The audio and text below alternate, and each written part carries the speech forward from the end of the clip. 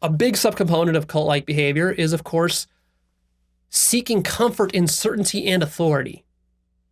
That's one of the key things that a cult offers, is certainty, that you have the right worldview and an authority figure. And don't overlook the appeal of an authority figure, because very many people grew up in dysfunctional families without decent fathers or mothers, who were negligent or absent or whatever, and they never really had that father figure or that mother figure that they really wanted. And oftentimes, even if the father or mother was there, they didn't love them, or they were too idealistic with them, or they were too disapproving of them. They didn't approve of your career. They didn't approve of your relationships, who you had sex with, what kind of boys or girls you liked, and all of this, right? They didn't approve how you dressed. So imagine now, what if you could find a new mother or father surrogate, sort of authority figure. And now this one will offer you the answers to all of life and truth. And now you don't need to actually go and explore the world. You don't need to read a bunch of books. You don't need to struggle through meditation and self-inquiry and contemplation, studying a bunch of different perspectives. This takes a lot of time, a lot of money, a lot of energy gets expended on this. Mental, emotional labor, it's difficult reconciling these paradoxes. You're trying to sort through all this stuff. You're confused. So instead of all that, you could just go find a father or mother figure, some guru, who you will outsource the seeking of truth to. You will just ask them. Anytime you have a question about life, you're not going to question yourself or try to introspect and find the answer within you. You're going to try to get the answer from them. And then you're going to, of course, start to worship their personality. You're going to get attracted by their charisma and their charm and their eloquence. Of course, they're going to be eloquent. They're going to be nicely dressed, and you're going to look up to them like a father figure, mother figure. Because this one you could actually choose.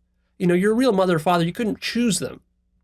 But here you can actually choose when you can find one that fits with your own wounds and emotional egoic needs. And then, of course, you're going to start to worship this leader and follow this leader. And that becomes an addiction in and of itself, is just to surrender to some leader who tells you what to do with your life and gives you all the answers to life.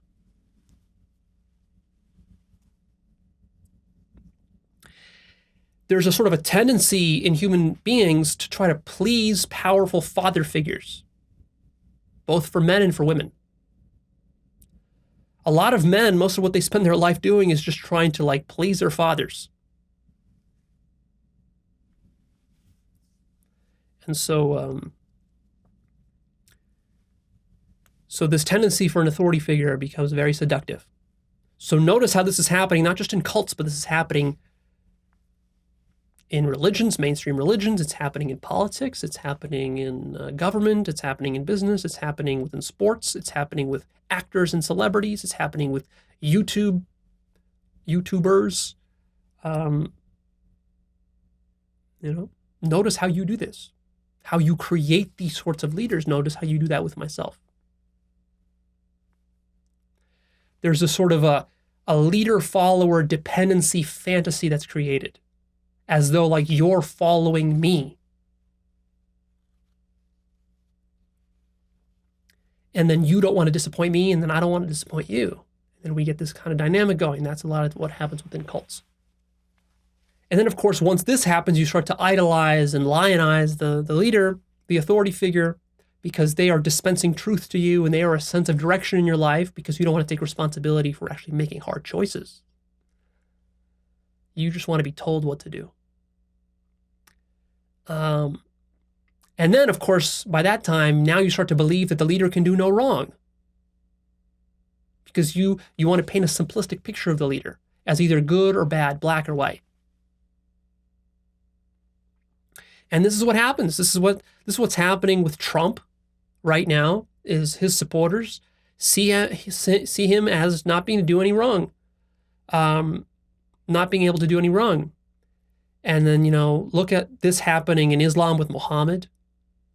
Muhammad can do no wrong.